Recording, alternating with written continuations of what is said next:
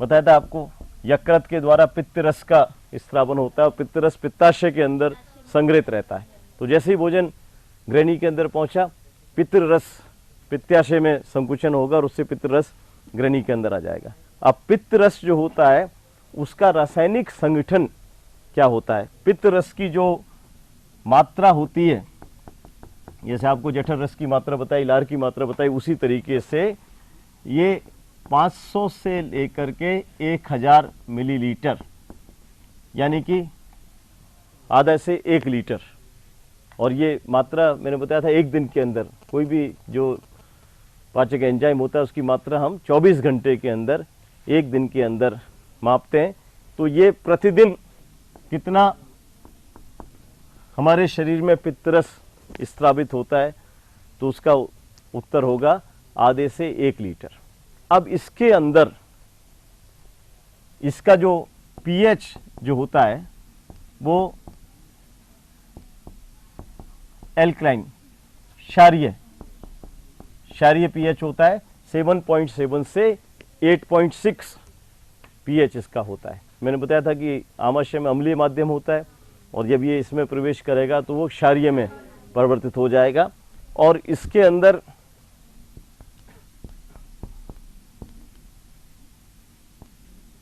जल की मात्रा होती है लगभग 89% और बाकी का जो होता है वो सारे के सारे इसमें 11% के आसपास ठोस पदार्थ होते हैं। लेकिन ये पता होना चाहिए कोई भी पाचक एंजाइम नहीं होता, पित्त रस के अंदर कोई पाचक एंजाइम नहीं पाया जाता है। जैसे ग्रासनाल के अंदर मैंने बताया कोई पाचक एंजाइम नहीं होता, इसी तरीके से यहाँ भी कोई पाचक एंजाइम नहीं होता। अब ये ठोस क्या क्या होते हैं इसके अंदर, पहला जो ठोस पदार्थ होता है वो सबसे महत्वपूर्ण है, इसको कहते हैं पित्त लवण, यानी कि 11% में से लगभग 6% सबसे ज़्यादा कौन सी चीज़ पाई जाती है, पित्त लवण पाए जाते हैं। बाइल सॉल्ट्स जो होते हैं वो 2 बाइल सॉल्ट्स होते हैं। एक तो कहलाता है सोडियम ग्लाइकोकोलेट, सोडियम ग्लाइकोकोलेट, एक तो पित्त लवण होता है सोडियम ग्लाइकोकोलेट। दूसरा होता है पोटेशियम टोरोकोलेट,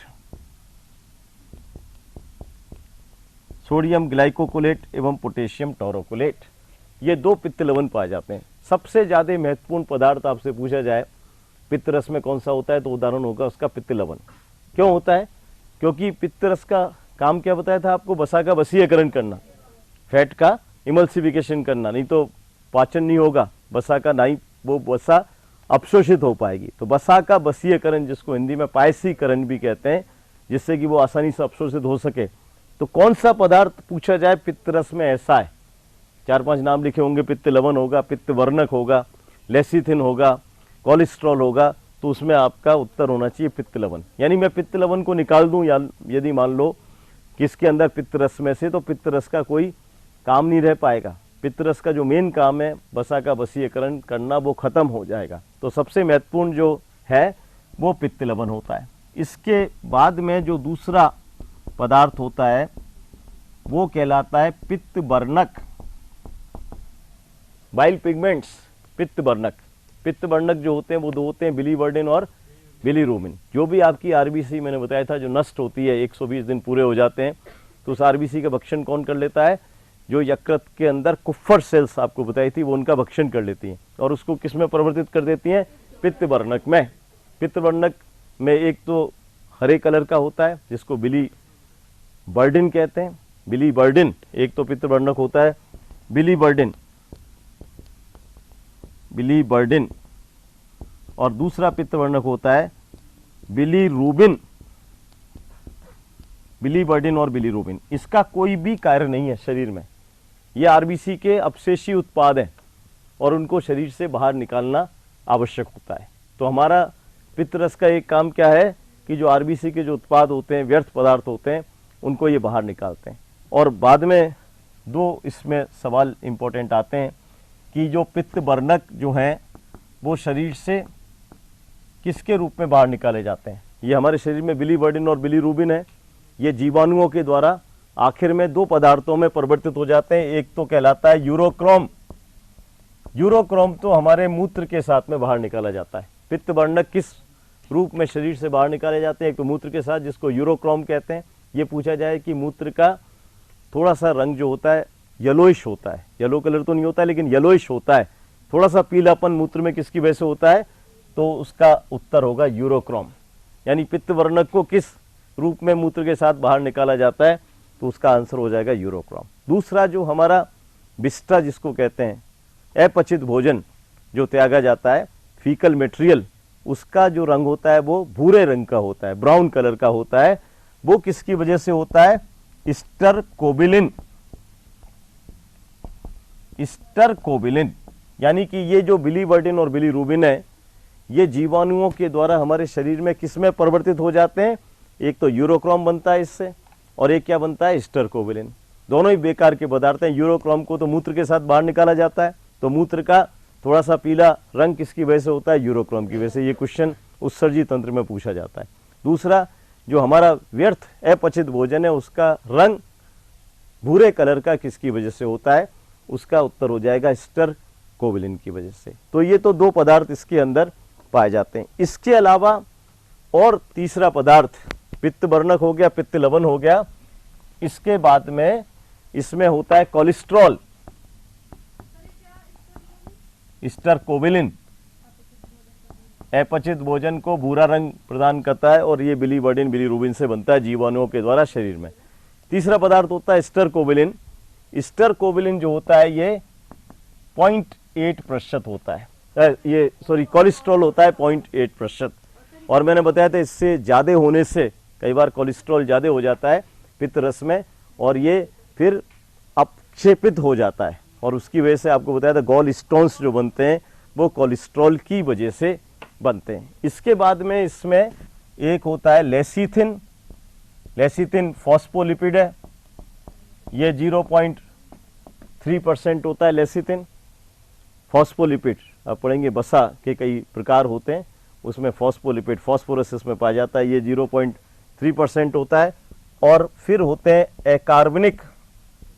अकार्बनिक लवण, जैसे और भी आपको पाचक रसों में बताएं, अकार्बनिक लवण sodium, potassium, calcium, magnesium, chloride, कल के लेक्चर में बताया था जठर रस में होते हैं, लार में होते हैं, वो 0.5% होते हैं।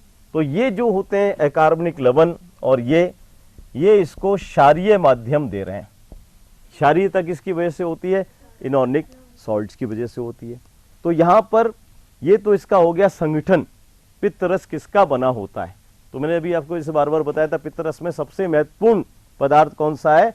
तो आपका उत्तर होना चाहिए पित्त लवण, क्योंकि ये सबसे महत्वपूर्ण जो कार्य होता है वसा का वसीयकरण करना, ये होता है। अब इसमें आप देखें, जो कल भी बताया था, ये पूछा जाए कि पित्त रस में कौन सा एंजाइम पाया जाता है, तो उत्तर होगा कोई नहीं। कोई एंजाइम का नाम है क्या? कोई भी नहीं है। तो पित्त रस का सबसे महत्वपूर्ण काम क्या है? वसा को ऐसे रूप में लेके आना जिसके कि उसका अवशोषण आसानी से हो सके, उसका पायसीकरण, वसीकरण उसका हो जाता है। ये तो पहला कार्य होता है, सबसे महत्वपूर्ण कार्य। दूसरा कार्य क्या होता है पित्त रस का? जो विटामिन, दो तरह की विटामिन आपको बताई थी, एक तो जो पानी में घुलनशील होती है वो तो विटामिन सी और विटामिन बी कॉम्प्लेक्स, और जो वसा में घुलनशील होती है vitamin A, vitamin D, vitamin E और विटामिन के। तो इनके अवशोषण में कौन मदद करता है? जो भी आप खाना खाते हैं उसमें विटामिन होती हैं। तो जो वसा में घुलनशील विटामिन होती हैं, दूसरा कार्य क्या होता है पित्त रस का? जो वसा में घुलनशील विटामिन होती हैं उनके अवशोषण में कौन मदद करता है? पित्त रस। पित्त रस उनके अवशोषण में मदद करता है। वसा में घुलनशील विटामिन में ए, डी, ई, के, 4 विटामिन जो होती है उनके अवशोषण में मदद करता है। तीसरा कार्य पित्त रस का क्या होता है कि जो लाइपेज एंजाइम है, लाइपेज किसको डाइजेस्ट करता है? वसा को डाइजेस्ट करता है, वसा के पाचन में मदद करता है। तो पित्त रस उस लाइपेज को और ज़्यादा प्रभावी बना देता है, यानी और अधिक क्रियाशील बना देता है, जिससे कि वो लाइपेज वसा को, अब अभी से मैंने क्या बताया, लार के अंदर कोई वसा को पाचित करने वाला एंजाइम नहीं होता, केवल कल जो बताया था आपको जठर रस में थोड़ा सा होता है गैस्ट्रिक लाइपेज, जठरीय लाइपेज, वो थोड़ी बहुत वसा को वो पाचित कर सकता है। लेकिन अब वसा का पाचन खूब आसानी से होगा, क्योंकि वसा का क्या हो गया है? पायसीकरण हो गया है। उसका वशीयकरण हो गया, किसकी वजह से? पित्तरस की वजह से। तो ये लाइपेज को ज्यादा प्रभावशाली भी बनाता है पित्तरस। ये पित्तरस के 3 कार्य होते हैं। अब पित्तरस का नियंत्रण कैसे होता है, यानी पित्तरस किस तरीके से पित्तरस स्त्रावित होता है, पित्तरस का नियंत्रण control of bile juice secretion. जल में घुली हुई विटामिनों के लिए कुछ भी अलग से जरूरत नहीं होती है, वो सीधी आहारनाल से अपशिष्ट हो जाती है, यानी उसके लिए किसी कारक की आवश्यकता नहीं होती, क्योंकि उसका जो अवशोषण होता है, सक्रिय परिवहन सुना हो, और एक होता है, एक तो एक्टिव ट्रांसपोर्ट होता है, एक होता है पैसिव ट्रांसपोर्ट। पैसिव ट्रांसपोर्ट का मतलब हो गया डिफ्यूजन, विसरण की विधि के द्वारा उच्च सांद्रता से कम सांद्रता की ओर। उसमें ना एनर्जी की जरूरत होती है, ना उसमें कोई कारक की आवश्यकता होती है। लेकिन जो सांद्रता विभव के विपरीत होता है, उसमें किसी भी कारक की आवश्यकता होती है, तो इसलिए जरूरी है। अब पित्तरस का नियंत्रण किस तरीके से होता है? आपको पता है जितने भी पाचक एंजाइम्स होते हैं उनका नियंत्रण या तो तंत्र के द्वारा होता है या हार्मोन के द्वारा होता है। इसमें कोई भी तंत्र का नियंत्रण नहीं होता है।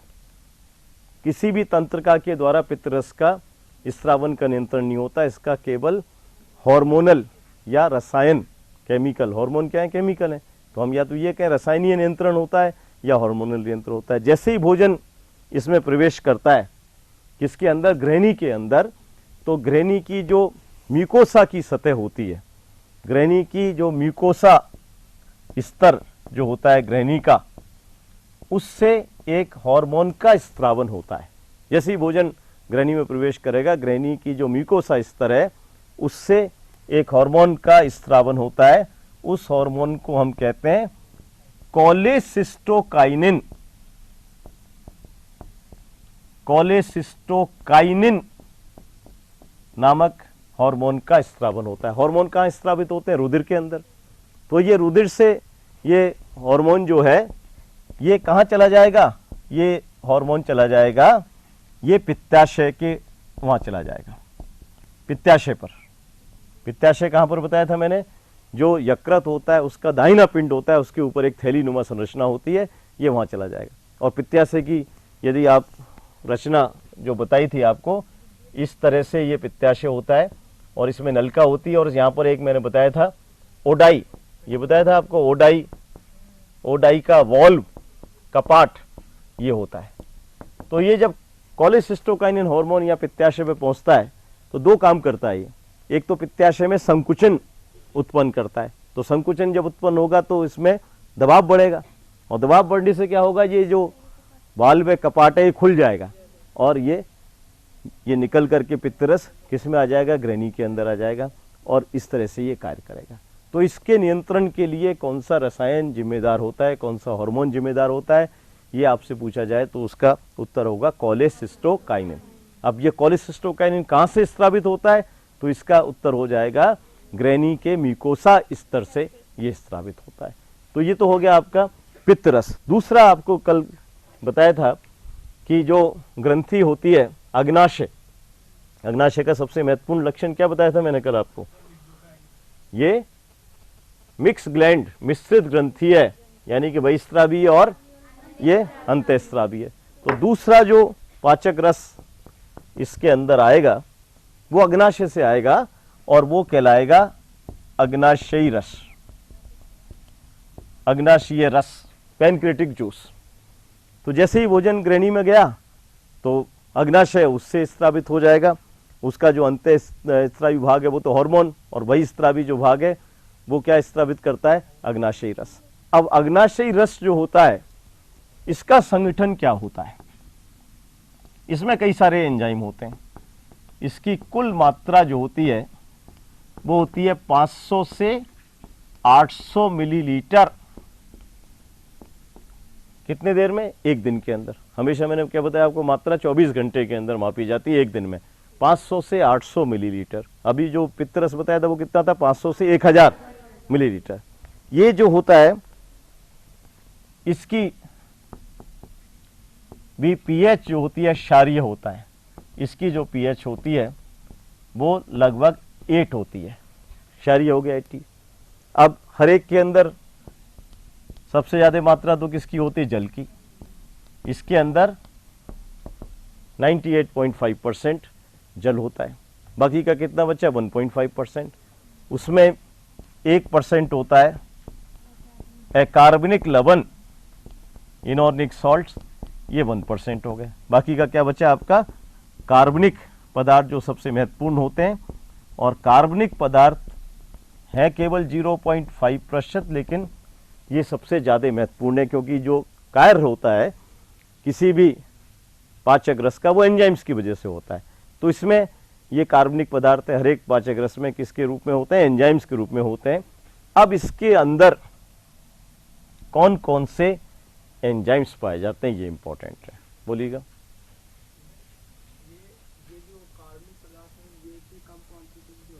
एंजाइम्स की मात्रा की बहुत कम जरूरत पड़ती है, एंजाइम्स और हार्मोन, यानी बहुत सूक्ष्म मात्रा में ही वो अपने कार्य करने में सक्षम होते हैं। जैसे पता है आपको, एंजाइम जो होते हैं वो जीव उत्प्रेरक होते हैं, क्रिया में काम में नहीं आते, केवल उनकी उपस्थिति जरूरी होती है। जब उपस्थिति जरूरी होती है तो उनकी मात्रा भी बहुत कम होगी, सांद्रता बहुत कम होगी। अब इसके अंदर जो पहला जो महत्वपूर्ण होता है एंजाइम, उसको हम कहते हैं ट्रिप्सिनोजन। ट्रिप्सिनोजन, तो मैंने कल क्या बताया था? जन लिखा हुआ है तो अक्रियाशील हो गया वो, तो पहले तो इसको क्रियाशील बनाना जरूरी है। तो वहां तो आपके क्रियाशील बनाने के लिए हाइड्रोक्लोरिक अम्ल था, या हाइड्रोक्लोरिक अम्ल नहीं है। तो ये जो ट्रिप्सिनोजन है ये क्रियाशील किसके अंदर परिवर्तित होगा? ट्रिप्सिन के अंदर, यानी कि इसकी क्रियाशील रूप का नाम क्या है? ट्रिप्सिन। और ट्रिप्सिन को हम कहते हैं, एक ऐसा एंजाइम है ट्रिप्सिन जो सभी जीवों में पाया जाता है। इसको कहते हैं यूनिवर्सल। यूनिवर्सल समझते हैं? सार्वत्रिक, यानी कि वो सभी में पाया जाए। कौन सा एंजाइम एक ऐसा है, ये पूछा जाए आपसे, जो सभी जीवों में पाया जाता है, अमीबा से लेकर और मनुष्य तक, तो उसका उत्तर होगा ट्रिप्सिन। यूनिवर्सल एंजाइम जिसको कहते हैं, सभी के अंदर पाए जाने वाला एंजाइम। और इसको हम सबसे पुराना एंजाइम भी कहते हैं, मोस्ट एंशिएंट एंजाइम। दोनों ही अच्छे क्वेश्चन है। मोस्ट एंशिएंट एंजाइम कौन सा है? सबसे पुराना एंजाइम। और सभी जीवों में पाए जाने वाला एंजाइम कौन सा है? ट्रिप्सिन। अब सवाल ये कि ट्रिप्सिनोजन ट्रिप्सिन में कैसे परिवर्तित हुआ, इसके लिए जो जरूरी है वो है एंटेरोकाइनेज। एक दूसरा एंजाइम होता है जिसको हम नाम देते हैं एंटेरोकाइनेज एंजाइम। एंटेरोकाइनेज एंजाइम यदि नहीं है तो ट्रिप्सिन नहीं बनेगा। अब एंटेरोकाइनेज एंजाइम कहाँ से आता है, अभी आप आगे पढ़ेंगे। इसके बाद भोजन किस में जाएगा? इलियम में आंत्रीय रस के संपर्क में आएगा। तो आंत्रीय रस जो होता है उसका भाग क्या है? Enterokinase enzyme. यानी जो आंतरिक रस, आंत्र के अंदर जो पाचक रस स्त्रावित होगा, इसके बाद आप पढ़ेंगे, उसके अंदर क्या पाया जाता है? एंटेरोकाइनेज। तो वो एंटेरोकाइनेज एंजाइम ट्रिप्सिन को क्रियाशील ट्रिप्सिन के अंदर परिवर्तित कर देता है। तो एक तो आपके पास आ गया ट्रिप्सिन। एक दूसरा एंजाइम और होता है जिसको हम कहते हैं कीमोट्रिप्सिनोजन। कीमोट्रिप्सिनोजन, तो इसके पीछे भी जन लिखा हुआ है, तो ये भी कैसा हो जाएगा? एक क्रियाशील। तो इसको किस में बदलना जरूरी है? इसको कीमोट्रिप्सिन में बदलना जरूरी है। इसका जो क्रियाशील फॉर्म है वो क्या है? कीमोट्रिप्सिन। तो अब कीमोट्रिप्सिनोजन को कीमोट्रिप्सिन में कौन बदलेगा? ट्रिप्सिन बदलेगा। तो ये समझिएगा, पहले ट्रिप्सिन बनना जरूरी है। यदि एंटेरोकाइनेज नहीं है आपके पास में तो दोनों ही एंजाइम ये निष्क्रिय रहेंगे। ट्रिप्सिनोजन भी ट्रिप्सिनोजन के रूप में रहेगा और कीमोट्रिप्सिनोजन भी कीमोट्रिप्सिनोजन के रूप में रहेगा, यानी कि प्रोटीन्स का पाचन नहीं होगा। तो पहले तो दोनों एंजाइम को क्रियाशील अवस्था में आना जरूरी है। तो एक तो आता है एंटेरोकाइनेज की वजह से और दूसरा आता है किसकी वजह से? ट्रिप्सिन की वजह से आता है। तो अब आपके पास ट्रिप्सिन भी हो गया और कीमोट्रिप्सिन भी हो गया। अब ये ट्रिप्सिन और कीमोट्रिप्सिन क्या करते हैं? जो प्रोटीन्स हैं, देखिएगा कल आपको क्या बताया था, प्रोटीन्स का पाचन कहां पर प्रारंभ होता है? आहार नाल में। प्रोटीन का पाचन आहार नाल में कहां से प्रारंभ होता है? ये पूछा जाए तो क्या कल क्या बताया था? कल का लेक्चर आपने पढ़ा आमाशय में। आमाशय में बताया ना, पेप्सिन, पेप्सिन होता है और रेनिन होता है। और कल ये बताया था प्रोटीन्स उससे किस में परिवर्तित हो जाते हैं? मध्यवर्ती उत्पाद, मैंने मेटा प्रोटीन्स बताया था, प्राइमरी प्रोटियोजेज बताए थे, सेकेंडरी प्रोटियोजेज और पेप्टॉन्स। तो जो प्रोटीन्स के मध्यवर्ती उत्पाद जो पहले से बन गए हैं, किसके अंदर बन गए? हमारी आहार नाल के अंदर। उन मध्यवर्ती उत्पाद को ये किसमें परिवर्तित कर देगा? पेप्टोन्स के बाद में क्या बनेगा? पेप्टोन्स तक तो बन गए, पेप्टोन्स के बाद बनता है पॉलीपेप्टाइड।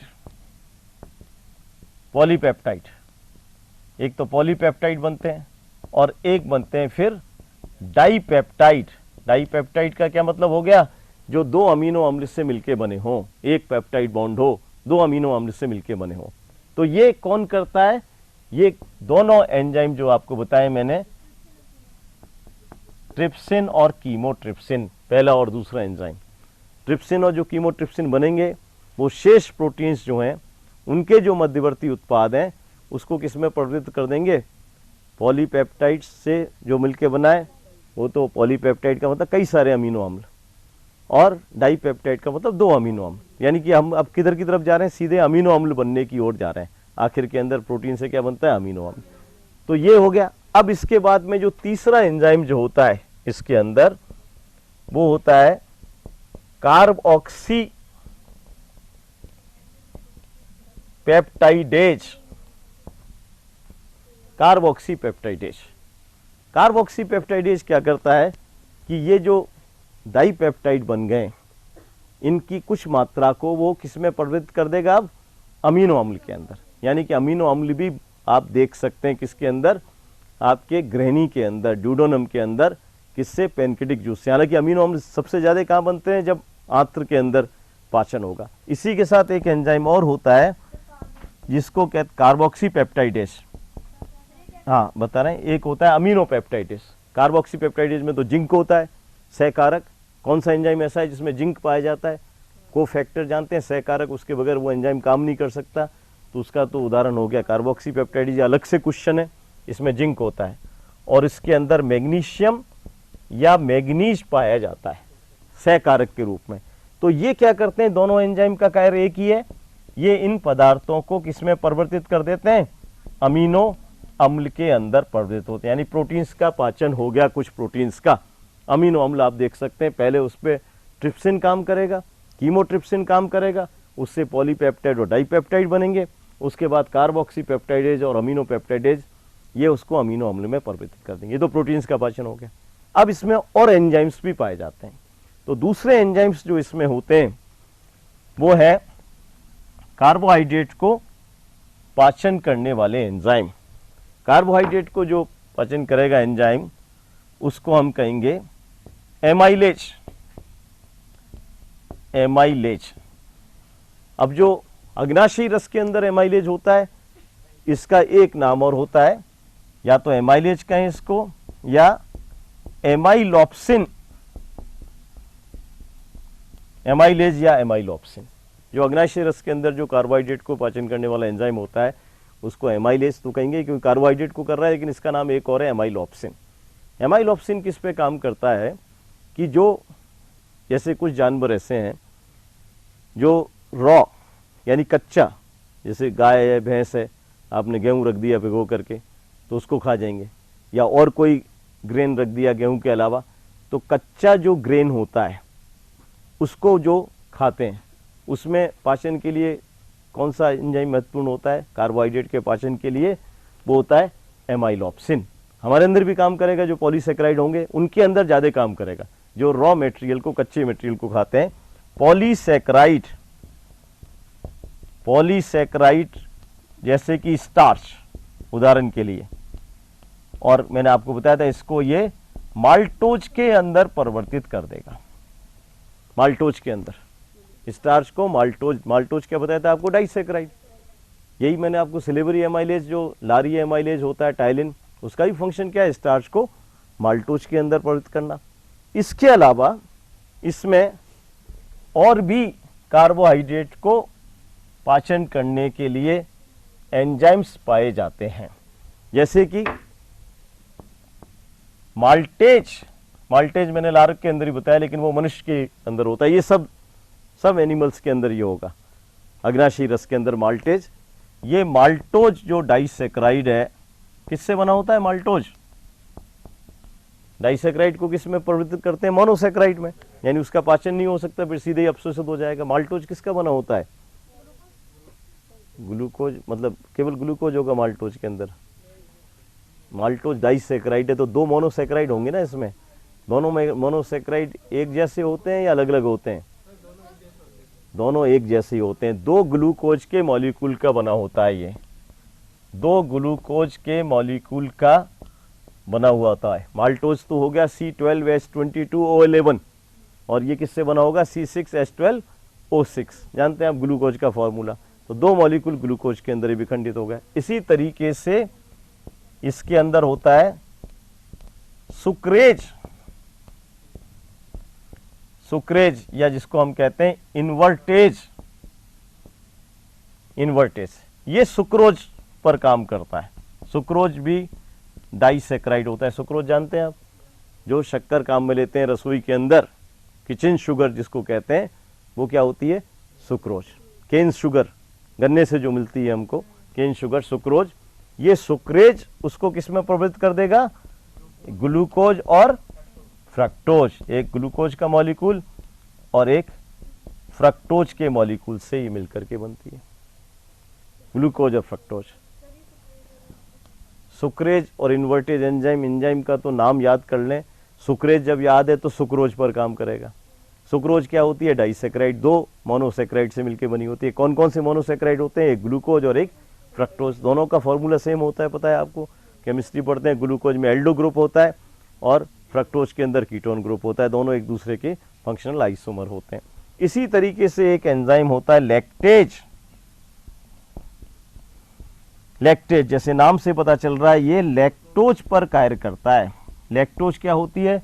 जो शुगर, सारी शुगर है, लैक्टोज नहीं सभी शुगर है।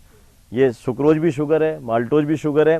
लैक्टोज का मतलब दूध में पाई जाने वाली शर्करा, मिल्क शुगर। दूध में कौन सी शुगर पाई जाती है? तो उसका उत्तर हो जाएगा लैक्टोज। अब लैक्टोज किससे मिलके बना है? ये एक मॉलिक्यूल तो इसमें ग्लूकोज होगा और एक मॉलिक्यूल होगा गैलेक्टोज। तो ये ग्लूकोज, गैलेक्टोज, फ्रक्टोज क्या है?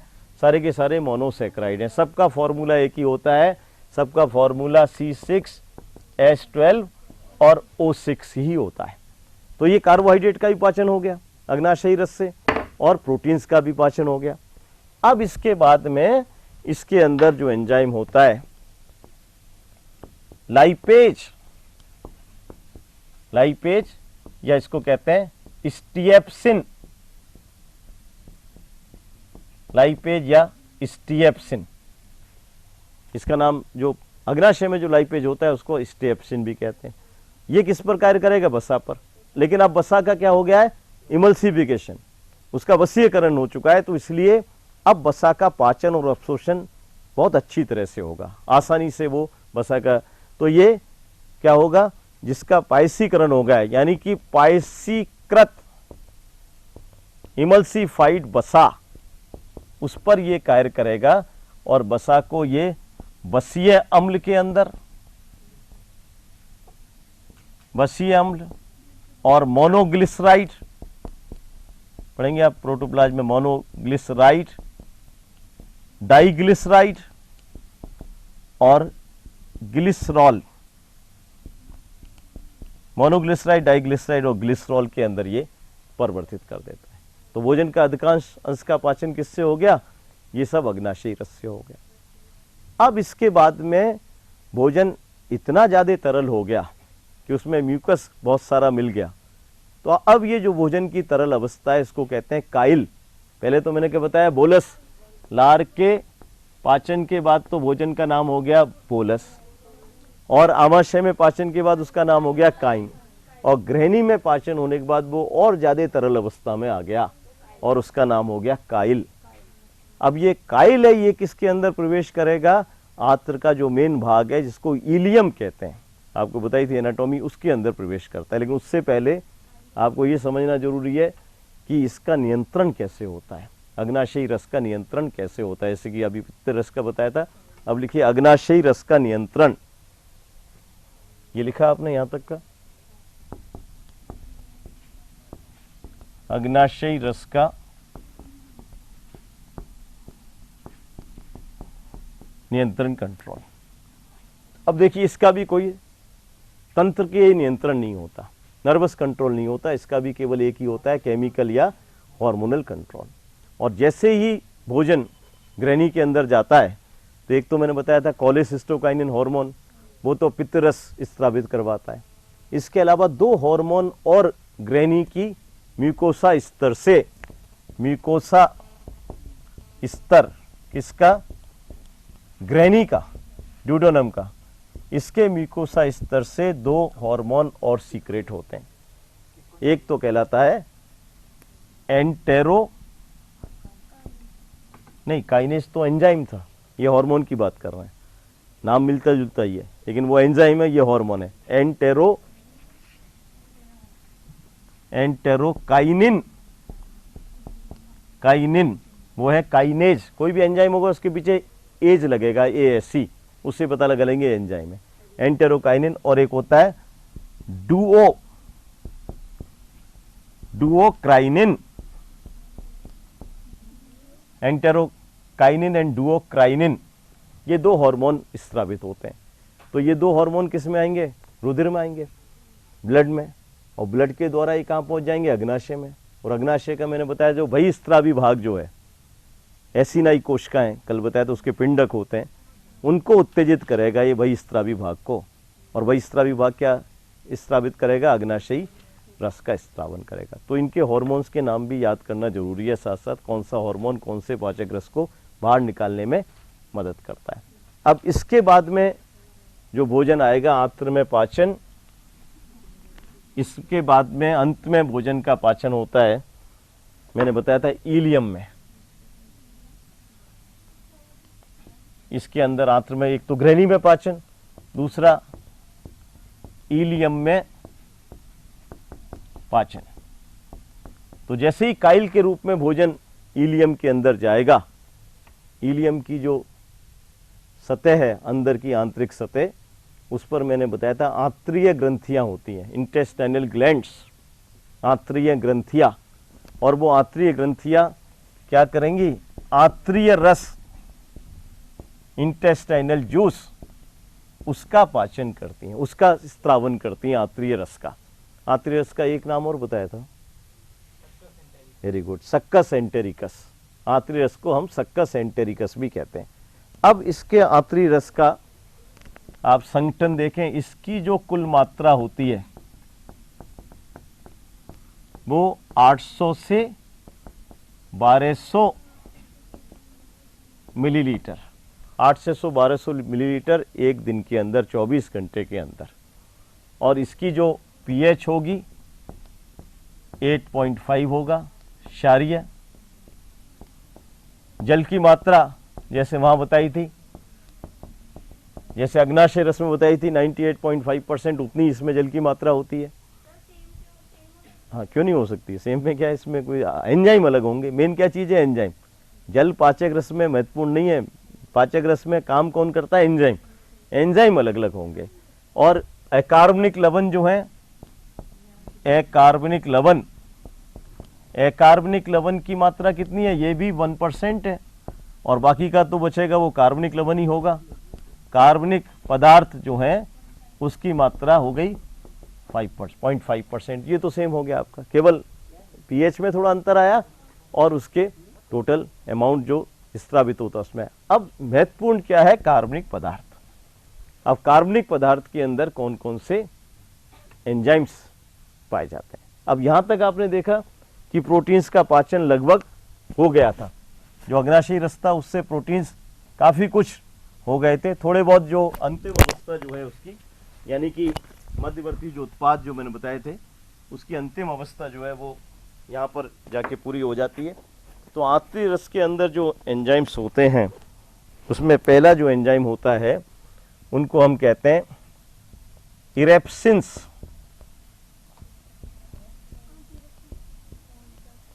इरेप्सिन, कार्बनिक पदार्थ का मतलब एंजाइम्स कौन कौन से होते हैं। पहला हो गया इरेप्सिन। इरेप्सिन क्या होता है, इरेप्सिन ये पॉलीपेप्टाइडेज और डाइपेप्टाइडेज दोनों का सामूहिक नाम है। यानी कि इरेप्सिन का मतलब हो गया इसके अंदर क्या क्या है, एक तो पॉली पेप्टाइडेज और इसके अंदर दूसरे क्या है, डाइपेप्टाइडेज। डाइपेप्टाइडेज और पॉलीपेप्टाइडेज दोनों को सामूहिक रूप से मिला के कहते हैं इरेप्सिन। तो अब जो बाकी का जो प्रोटीन रह गया उसके जो मध्यवर्ती उत्पाद रह गए, क्या बताया था आपको, पहले मेटा प्रोटीन बन गया, फिर प्रोटीएजेज बन गए, फिर पेप्टोन्स बन गए, और आज के अभी लेक्चर में क्या बताया, पॉलीपेप्टाइड और डाइपेप्टाइड। तो इनको सबको मध्यवर्ती जो उत्पाद हैं, मध्यवर्ती उत्पाद जो हैं प्रोटीन के, उन मध्यवर्ती उत्पादों को अब सीधा किस में परिवर्तित कर दिया जाएगा, अमीनो अम्ल में परिवर्तित कर दिया जाएगा। यानी जो भी प्रोटीन्स आपने लिए जो जिसका पाचन हुआ है, पॉलीपेप्टाइडेज है तो उसको पॉलीपेप्टाइड को डाइपेप्टाइड में बदलेगा, और अंत में डाइपेप्टाइडेज क्या करेगा, डाइपेप्टाइड को अमीनो अम्ल में परिवर्तित हो जाएगा। तो प्रोटीन्स का पाचन खत्म हो गया अब यहाँ पर। अब इसके बाद में एक चीज थोड़ा सा आपको करेक्शन करना पड़ेगा। अभी जो मैंने अग्नाशयी रस में जो आपको हार्मोन के नाम बताए थे ना, एंटेरोकाइनिन और डुओकाइनिन, वो इसके लिए होते हैं, आंतरिक रस के हार्मोन है, उसमें करेक्शन कर लीजिएगा, वो नाम वहाँ बदल दें। हाँ, उसके लिए मैं बता रहा हूँ, उसके लिए लिखिएगा आप अभी जो नाम बताए ना, वो आंतरिक रस को बाहर निकालने में, अभी जो आपको इसके बाद पढ़ाएंगे इसका मतलब वो बता दिया आपको, आंतरिक रस को बाहर निकालने में मदद करते हैं। तो वो उसकी जगह दूसरे नाम आपको लिखने हैं, है ना, ये अभी दूसरी जगह काम है। एक तो होता है पेनक्रियोजाइमिन, पेनक्रियोजाइमिन, समझ रहे हैं आप, वो जो हार्मोन है दो, वो आंतरिक रस को बाहर निकालने में मदद करेंगे, पेनक्रियोजाइमिन। एंटेरोकाइनिन लिखा है ना, एंटेरोकाइनिन, उसकी जगह पेनक्रियोजाइमिन हो गया। एक डुओकाइनिन बताया था, उसकी जगह हो गया सीक्रेटिन, उसकी जगह हो जाएगा सीक्रेटिन। समझ में आ रहा है जो बात मैं जो बताना चाहता हूं आपको, कि अग्नाशयी रस के बाहर निकालने में जो एंजाइम मदद करते हैं वो पेनक्रियोजाइमिन और सीक्रेटिन है। क्रिया सेम रहेगी, क्रिया वही रहेगी। कहाँ से ये स्त्रावित होंगे, ग्रैनी की म्यूकोसा स्तर से, वो आंत्र के स्तर से होंगे, अभी बता रहे हैं। ये ग्रैनी के म्यूकोसा, केवल नाम बदल दिए, ग्रैनी के म्यूकोसा स्तर से दो हार्मोन स्त्रावित होते हैं, एक पेनक्रियोजाइमिन और सीक्रेटिन, रुधिर में आएंगे और अग्नाशय तक जाएंगे, और अग्नाशय के बहिस्त्रावी भाग को ये उत्तेजित करेंगे, किसके लिए, अग्नाशयी रस को बाहर निकालने के लिए। वो दो जो एंजाइम है अभी आपको आंतरिक रस जो खत्म करेंगे तो उसके वो बाहर निकालने के अंदर मदद करते हैं। हाँ बोलो बेटे। गॉबलेट सेल्स अपना जो कंट्रीब्यूशन है वो इसी में देती है, वो केवल म्यूकस और कुछ एंजाइम स्थापित कर सकती है। यहाँ गॉबलेट सेल का हार्मोन से कोई मतलब नहीं है, अग्नाशयी रस के निर्माण में काम आएगा, हार्मोन से कोई मतलब नहीं गॉबलेट सेल का। तो ये तो आपका हो गया इरेप्सिन्स, प्रोटीन का डाइजेशन। अब दूसरा जो एंजाइम होता है, चलो आज खत्म करना है ये, अगली बार से दूसरा। इरेप्सिन के अंदर दो तरह के एंजाइम आते हैं, पॉलीपेप्टाइडेज और डाइपेप्टाइडेज। पॉलीपेप्टाइडेज नाम से पता चल रहा है जो प्रोटीन्स से पॉलीपेप्टाइड बने थे पित्त रस में, उसको डाइपेप्टाइड में बदल देगा। डाइपेप्टाइडेज डाइपेप्टाइड को किस में बदल देगा, अमीनो अम्ल में। इस तरह से प्रोटीन्स का पाचन पूरा हो जाता है। अब जो तीन एंजाइम है, मैं देखिए उसके केवल नाम लिख रहा हूं आपको, तीन एंजाइम है जिनको अभी आपने डिस्कस किया है, किसके अंदर, अग्नाशयी रस में। इसके अंदर भी वही एंजाइम होता है माल्टेज, जो अग्नाशयी रस में था वो इसके अंदर भी होता है माल्टेज। दोबारा लिखने की जरूरत नहीं, केवल नाम लिख लीजिएगा, माल्टेज माल्टोज को ग्लूकोज में परिवर्तित करेगा। इसके अंदर भी सुक्रेज होता है उसी की तरह, सुक्रेज, और सुक्रेज किसको, सुक्रोज को ग्लूकोज और फ्रक्टोज में परिवर्तित करेगा। केवल नाम लिख के छोड़ दिए क्योंकि अभी आपने लिखा है। और इसके अंदर भी लैक्टेज होता है, लैक्टेज जो लैक्टोज को किस में परिवर्तित करेगा, ग्लूकोज में और गैलेक्टोज में। तो ये तो तीन एंजाइम बिल्कुल सेम है जो कि पेनक्रेटिक जूस में होते हैं। वही एंजाइम कार्बोहाइड्रेट को पाचन, बताया ना, पॉलीपेप्टाइड और डाइपेप्टाइड अभी लिखा है ना, वो सीधे अमीनो अम्ल में।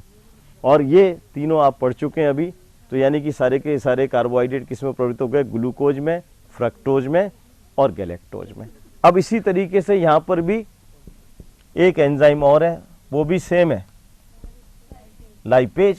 तो लाइपेज में भी आप वही लिखेंगे, जो बसीयकृत पाइसीकृत जो बसा है उसको मोनोग्लिसराइड में, डाइग्लिसराइड में, बसीय अम्लों में और ग्लिसरॉल में परिवर्तित हो जाएगा।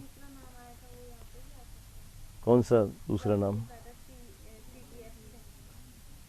स्टीएप्सिन। वो स्टीएप्सिन यहाँ के लिए नहीं है, वो स्टीएप्सिन जो इधर देखिएगा मेरी तरफ, जो स्टीएप्सिन जो है अग्नाशयी रस में जो वसा को पाचित करने वाला लाइपेज होता है उसका नाम है स्टीएप्सिन। यहाँ पर उसको स्टीएप्सिन नहीं कहेंगे, यहाँ पर केवल उसको लाइपेज ही कहेंगे। स्टीएप्सिन की बात कर रहे हैं तो इसका मतलब हम अग्नाशयी रस के अंदर जो वसा को पाचित करता है उसकी बात कर रहे हैं। अब इसके बाद में इसमें 3 एंजाइम और होते हैं, वो किसको डाइजेस्ट करते हैं? जो न्यूक्लिक अम्ल जो हम लेते हैं, न्यूक्लिक अम्ल जानते हैं आप, डीएनए, आरएनए, क्या होते हैं ये? पॉलीन्यूक्लियोटाइड्स, कई सारे न्यूक्लियोटाइड्स से मिलकर के बने होते हैं। पढ़ेंगे आप प्रोटोप्लाज्म जीव द्रव के अंदर डीएनए की संरचना। शुगर होती है पेंटोज टाइप की, नाइट्रोजनस बेसेज क्षारक होते हैं, एडिनिन, ग्वानिन। तो अभी तो वहाँ नहीं जाना है आपको, केवल ये समझना है कौन कौन से एंजाइम होते हैं जो न्यूक्लिक अम्ल को डाइजेस्ट करते हैं। एक तो लिखिएगा पॉलीन्यूक्लियोटाइडेज, पॉलीन्यूक्लियोटाइडेज। तो पॉलीन्यूक्लियोटाइडेज नाम से ही पता चल रहा है, जैसे पॉलीपेप्टाइडेज है, पॉलीन्यूक्लियोटाइडेज, यानी कि ये न्यूक्लिक अम्ल को ये डाइजेस्ट करते हैं। अब एक तो डीएनए होता है, डीएनए कोई डाइजेस्ट करेगा तो उसका नाम हो जाएगा डीऑक्सी राइबोन्यूक्लियेज, आरएनए वो करेगा तो उसको राइबोन्यूक्लियेज हो जाएगा। अब ये न्यूक्लिक अम्ल किस में परिवर्तित हो जाएंगे? न्यूक्लियोटाइड्स के अंदर परिवर्तित हो जाएंगे। जैसे कि प्रोटीन किससे मिलके बनी हुई है? अमीनो अम्ल से। ऐसे ही न्यूक्लिक अम्ल किससे बने हुए हैं? न्यूक्लियोटाइड से। तो ये पॉलीन्यूक्लियोटाइड जो न्यूक्लियोटाइड के बीच में जो बॉन्ड होगा, पढ़ेंगे आप आगे, 3,5 फॉस्फोडाइएस्टर बॉन्ड, उसको तोड़ देंगे और न्यूक्लियोटाइड एक दूसरे से अलग अलग हो जाएंगे। अब न्यूक्लियोटाइड किससे मिलके बना होता है? उसको तोड़ने के लिए एक तो एंजाइम होगा फॉस्फेटेज, फॉस्फोरिक एसिड होता है न्यूक्लियोटाइड के अंदर। तो न्यूक्लियोटाइड जो बन गया है, यानी कि डीएनए की जो छोटी यूनिट है, आरएनए की जो छोटी इकाई है, इससे क्या बनेगा? एक तो न्यूक्लियोसाइड बनेगा। न्यूक्लियो के अंदर नहीं, देखो अभी मैं आपको बता रहा हूँ, 1 मिनट रुको, ये एक रिएक्शन और लिखने दो, फिर उल्टा आप चलेंगे तो समझ में आएगा। न्यूक्लियोसाइड और फॉस्फोरिक अम्ल, 4 फॉस्फोरिक अम्ल, और एक एंजाइम और लास्ट में लिख लें, फिर मैं अभी आपको बता रहा हूँ। न्यूक्लियोसाइडेज। न्यूक्लियोसाइडेज किस पर काम करेगा? न्यूक्लियोसाइड पर, नाम से ही पता चल रहा है साइडेज, तो न्यूक्लियोसाइड पर। और उससे क्या बन जाएगा? एक पेंटोज शर्करा, और एक बन जाएगा नाइट्रोजन क्षारक, जिसको कहते हैं नाइट्रोजिनस बेस। अब समझिएगा आप, इधर देखिएगा, न्यूक्लिक अम्ल किससे बनके बने होते हैं? न्यूक्लियोटाइड से। अब न्यूक्लियोटाइड कैसे बनता है ये समझिएगा। न्यूक्लियोटाइड में एक तो शर्करा होती है, न्यूक्लियोटाइड में एक तो शर्करा होती है, पेंटोज समझते हैं, जिसमें 5 कार्बन एटम होते हैं। ग्लूकोज कैसी शर्करा? हेक्सोज, हेक्सोज का मतलब 6, पेंटोज का मतलब 5।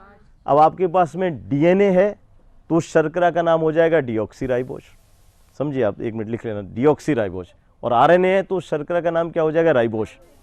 तो एक तो शर्करा का मॉलिक्यूल, और एक उसमें क्या जुड़ता है? नाइट्रोजिनस क्षारक। आपने नाम सुना हो तो प्यूरिन होता है, पायरिमिडिन होता है। प्यूरिन 2 तरह की होती है, एडिनिन और ग्वानिन। पायरिमिडिन 3 तरह की होती है, थाइमिन, साइटोसिन, यूरेसिल। डीएनए में थाइमिन और साइटोसिन होगी, आरएनए में थाइमिन के स्थान पर क्या आ जाता है? यूरेसिल आ जाता है। तो 5 नाइट्रोजन क्षारक में से एक नाइट्रोजन क्षारक किसके साथ जुड़ेगा? पेंटोज शर्करा के साथ। उससे क्या बनेगा? न्यूक्लियोसाइड। और न्यूक्लियोसाइड में फॉस्फोरिक अम्ल जोड़ दिया तो क्या बन गया? न्यूक्लियोटाइड। और कई सारे न्यूक्लियोटाइड मिलके क्या बना लेते हैं? पॉलीन्यूक्लियोटाइड। पॉलीन्यूक्लियोटाइड का मतलब क्या है? डीएनए या आरएनए। तो आपके पास पॉलीन्यूक्लियोटाइड है, भोजन के साथ आप न्यूक्लिक अम्ल ले रहे हैं, तो पहले तो जो न्यूक्लिक अम्ल है पॉलीन्यूक्लियोटाइड, वो सिंगल यूनिट में, एकल इकाई में परिवर्तित होना चाहिए। उसकी एकल इकाई क्या है?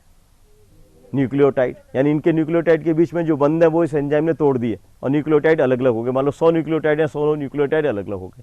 अब न्यूक्लियोटाइड का फिर पाचन करना है तो उसके लिए क्या करेंगे अपन? उसमें से फॉस्फोरिक अम्ल को अलग करेंगे।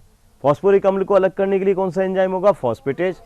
वो न्यूक्लियोटाइड पर काम करेगा, फॉस्फोरिक अम्ल अलग हो गया तो बच क्या गया? न्यूक्लियोसाइड। अब न्यूक्लियोसाइड का भी पाचन हो सकता है, उसके लिए क्या होगा? एंजाइम का नाम न्यूक्लियोसाइडेज। किससे बना है न्यूक्लियोसाइड? पेंटोस शर्करा से और नाइट्रोजन क्षारक से। तो इस तरह से न्यूक्लिक अम्ल का भी पाचन हो गया। तो जितने भी भोजन में जो अवयव थे, कार्बोहाइड्रेट था, प्रोटीन था, वसा था, न्यूक्लिक अम्ल था, सबका पाचन हो गया। केवल खनिज लवण का पाचन नहीं होता है, और मैंने कल क्या बताया था, विटामिन का पाचन नहीं होता। इस तरीके से भोजन पूरा पचित हो जाता है। इसका जो नियंत्रण है वो भी तंत्रिकीय नहीं होता है। आंतरिक रस का नियंत्रण लिखिए आप, आंतरिक रस का नियंत्रण, ये यदि लिख लिया है तो आगे लिखिए आंतरिक रस का नियंत्रण। आंतरिक रस का नियंत्रण में मैंने क्या बताया था, इसका तंत्रिकीय नियंत्रण नहीं होता, नर्वस कंट्रोल नहीं होता है। इसका भी हार्मोनल या रसायन नियंत्रण होता है, केमिकल कंट्रोल होता है। और उसमें जो अभी पहले बता चुके हैं आपको वही चीज़ है, गलती से वो हार्मोन के नाम वहाँ बता दिए थे। जब भोजन आंत्र के अंदर प्रवेश करता है इलियम में, तो इलियम की जो म्यूकोसा स्तर है उससे मैंने अभी जो नाम बताया था, 2 हार्मोन स्रावित होते हैं। वो तो ग्रहणी के म्यूकोसा स्तर से होते थे, ये किससे होते हैं? इलियम के म्यूकोसा स्तर से। एक का नाम तो बताया था एंटेरोकाइनिन, दूसरे का नाम डियोक्राइनिन, डियोक्राइनिन लिखा है आपने अभी। और दोनों ही रुधिर में आएंगे, और रुधिर से फिर कहाँ जाएंगे? आंत्र की म्यूकोसा स्तर पर, और जो वहाँ पर आंतरिक ग्रंथियाँ हैं उनको उत्तेजित करेंगे, आंतरिक ग्रंथियों को, जिससे कि आंतरिक रस का स्त्रावन हो जाएगा। अब इसके बाद में ये जो भोजन है इसका अपशोषण होता है। और अपशोषण के लिए क्या बताया था मैंने, जो म्यूकोसा स्तर है उसमें ऐसे फिंगर लाइक उभार होते हैं जिनको हम कहते हैं विलाई, विलाई के ऊपर फिर माइक्रो विलाई होते हैं, और उससे इसका सरफेस एरिया अपशोषण का आधार तल बढ़ जाता है। कितने गुना बताया था मैंने, कितने गुना बढ़ जाता है आधार तल? 600 गुना बढ़ जाता है। 600 गुना इसका आधार तल बढ़ जाता है। तो कौन अपशोषित करता है? भोजन का अपशोषण कौन करता है? थोड़ी बहुत मात्रा में पदार्थ आमाशय की सतह से भी अपशोषित हो सकते हैं। ये अलग से क्वेश्चन आता है कि आमाशय की सतह से कौन से पदार्थों का अपशोषण हो सकता है। आमाशय की सतह से कोई जो पचित भोजन है उसका अपशोषण नहीं होता। आमाशय की सतह से थोड़ी बहुत मात्रा में पानी का अपशोषण हो सकता है, जल का, थोड़ी बहुत मात्रा में खनिज लवण का अपशोषण हो सकता है, और एल्कोहल, जो लोग एल्कोहल लेते हैं उसका एल्कोहल का अपशोषण भी किससे होता है? आमाशय की वॉल से। आमाशय से होता है, आंत्र से भी होता है, लेकिन आमाशय से और कोई पदार्थ का अपशोषण नहीं होता है।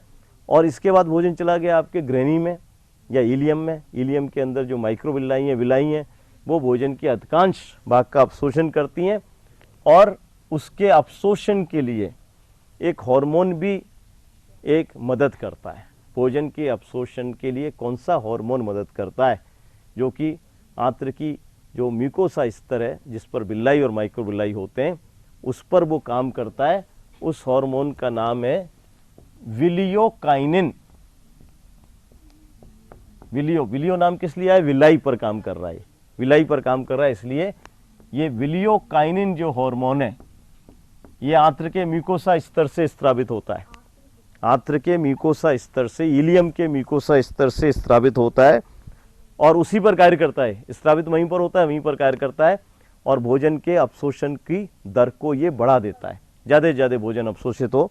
और इसके लिए पहले तो कार्बोहाइड्रेट्स का अपशोषण कैसे होता है? कार्बोहाइड्रेट्स का अपशोषण, कार्बोहाइड्रेट्स मैंने क्या बताया था आपको, जितने भी भोजन में हम कार्बोहाइड्रेट लेते हैं उसकी अधिकांश मात्रा किसमें परिवर्तित हो गई? मोनोसैकेराइड में। और मोनोसैकेराइड में क्या है? Glucose, fructose, galactose. ग्लूकोज और गैलेक्टोज, ग्लूकोज एवं गैलेक्टोज, इसका अपशोषण तो होता है, जानते हैं आप, सक्रिय अपशोषण जानते हैं, एक्टिव ट्रांसपोर्ट, सक्रिय अपशोषण, इस पे आता है क्वेश्चन। ग्लूकोज का अपशोषण किस प्रकार से होता है? एक्टिव प्रोसेस है ग्लूकोज का अपशोषण। सक्रिय और निष्क्रिय अपशोषण में अंतर समझते हैं क्या? निष्क्रिय अवशोषण को हम डिफ्यूजन भी कहते हैं, विसरण। हाँ देखिए, दो तरह का अवशोषण होता है, एक तो सक्रिय और एक निष्क्रिय। निष्क्रिय अवशोषण का दूसरा नाम क्या होता है? विसरण।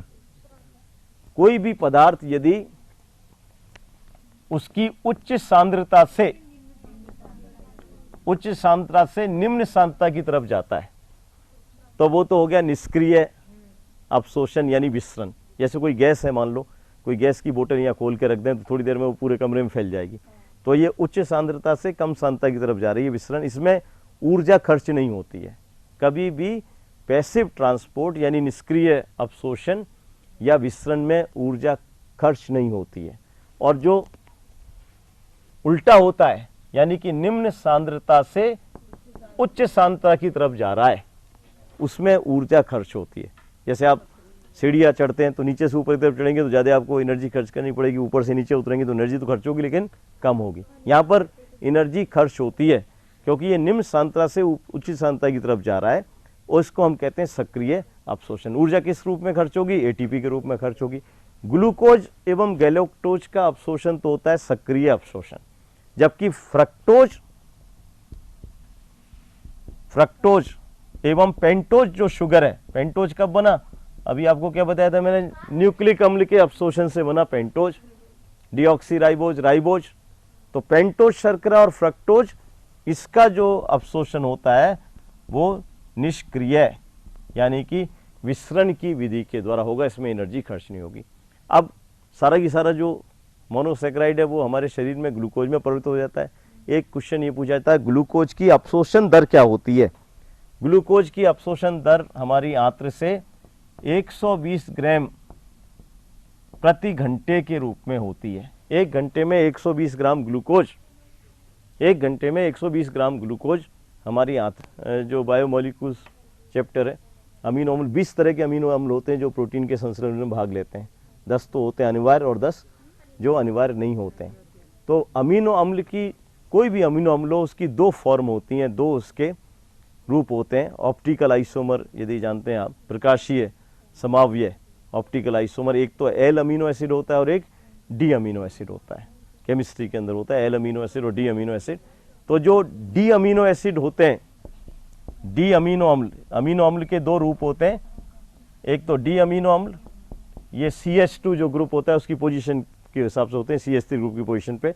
डी अमीनो अम्ल ये तो विसरण की विधि के द्वारा अवशोषित होंगे, और जो एल अमीनो अम्ल होते हैं ये मैंने बताया था सक्रिय परिवहन के द्वारा, एक्टिव ट्रांसपोर्ट के द्वारा अवशोषित होंगे। एल अमीनो अम्ल सक्रिय परिवहन के द्वारा और डी अमीनो एसिड होते हैं निष्क्रिय परिवहन के द्वारा यानी कि विसरण की प्रवृत्ति के द्वारा। और ये अमीनो अम्ल भी कहाँ जाएंगे? आपके यकृत में जाएंगे। पहले यकृत उसको रुधिर के साथ में सारे शरीर की कोशिकाओं में सप्लाई कर देगा, और अमीनो अम्ल से क्या बनते हैं बॉडी में? फिर प्रोटीन बनती हैं। जैसे हीमोग्लोबिन क्या है? अमीनो अम्ल से बना हुआ है। तो बॉडी में प्रोटीन्स का निर्माण अमीनो अम्ल से होता है। हम प्रोटीन्स लेते हैं और शरीर में अमीनो अम्ल फिर प्रोटीन बना लेते हैं।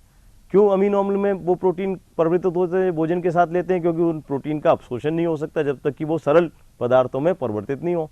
तो अमीनो अम्ल जब शरीर में जाएंगे तो उससे आपका, जैसे आई के अंदर रोडोप्सिन, जानते हैं आप, रोडोप्सिन पिगमेंट जो देखने में मदद करता है, स्किन में, हेयर में मेलेनिन होता है, एंटीबॉडीज होती हैं, एंजाइम्स होते हैं, ये सब किसके बने होते हैं? हीमोग्लोबिन है, सब किसके बने होते हैं? प्रोटीन्स के बने होते हैं। तो प्रोटीन्स का निर्माण होता है।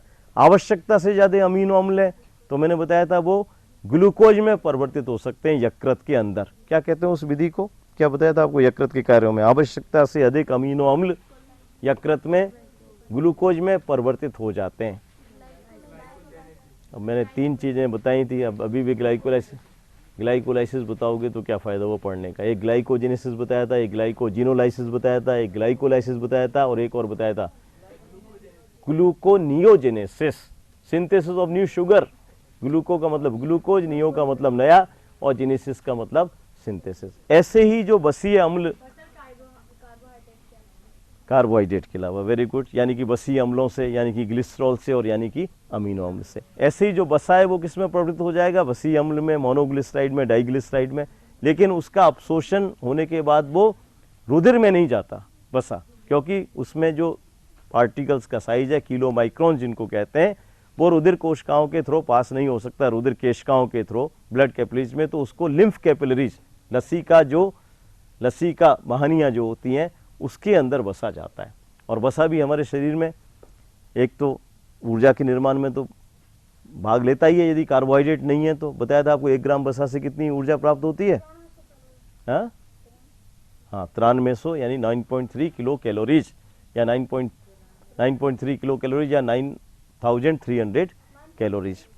दूसरा आपको बताया था आवश्यकता से ज़्यादा वसा है तो शरीर में वो संग्रहित हो जाएगा और हमारी स्किन के नीचे, त्वचा के नीचे संग्रहित हो जाएगा, और वो इमरजेंसी में कभी भी उससे हमको एनर्जी मिल सकती है। जब आप कार्बोहाइड्रेट, आपका ग्लाइकोजन भी भोजन के रूप में संग्रहित भोजन है, वो भी खत्म हो जाता है। फिर कुछ वसा हमारे शरीर में और भी कार्य करती हैं, जैसे कि कुछ हमारे शरीर में जो मेम्ब्रेन्स वगैरह हैं उसमें प्रोटीन्स और वसा का भी योगदान होता है। विटामिन्स जो आपको बताया था वो पदार्थ बिल्कुल भी डाइजेस्ट नहीं होता, वो सीधे ही अवशोषित कर लिया जाता है। इसके बाद में जो भोजन रहेगा वो कैसा होगा? अपचित भोजन। और अपचित भोजन लार्ज इंटेस्टाइन में आएगा, बड़ी आंत्र में, वहाँ से पानी का अवशोषण होता है और फिर वो मलाशय में जाता है, वहाँ कुछ घंटे तक रहता है और मलाशय के बाद में शरीर से बाहर निकाल दिया जाता है। और शरीर से अपचित भोजन को बाहर निकालना कहलाता है डिफिकेशन।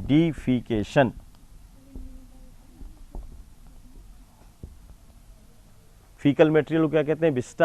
विष्टा का वाय निष्कासन जो होता है, विष्टा भोजन यानी कि डिफिकेशन। अब इसके अंदर जो फीकल मटेरियल होता है, अपशिष्ट पदार्थ जो होता है, एक तो अपशिष्ट पदार्थ मैंने बताया था कि उसका रंग इस पे पूछा जाता है ब्राउन कलर, वो ईस्टर कोवलिन की वजह से होता है। और कुछ जो बैक्टीरिया होते हैं जो हमारे भोजन के अंदर जो प्रोटीन्स हैं उस पर कार्य करते हैं और उससे 3 पदार्थ बनते हैं बैक्टीरिया से। ये भी क्वेश्चन आता है, एक तो इंडोल और एक बनता है स्केटॉल और एक बनता है ट्रिप्टोफैन और एक आप और लिख सकते हैं हिस्टिडीन। ये 4 जो पदार्थ हैं ये प्रोटीन्स पर जीवाणुओं की क्रिया के फलस्वरूप बनते हैं। इंडोल, स्केटॉल, ट्रिप्टोफैन और हिस्टिडीन। ये जो फीकल मटेरियल होता है उसमें जो गंध होती है, स्मेल जो होती है, वो इन पदार्थों की वजह से होती है। इंडोल, हिस्टिडीन, स्केटॉल और ट्रिप्टोफैन। जो भोजन के अंदर जो प्रोटीन्स रह जाती हैं जिनका पाचन नहीं होता है उस पर जीवाणुओं की क्रिया से ये 4 पदार्थ बनते हैं।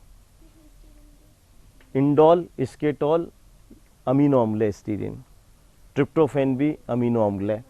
इंडोल, स्केटॉल ये प्रोटीन्स के छोटे पदार्थ हैं। इन चारों पदार्थों की वजह से जो फीकल मटेरियल है उसमें गंध होती है और ब्राउन कलर आपको बताया मैंने ईस्टर कोवलिन की वजह से होता है।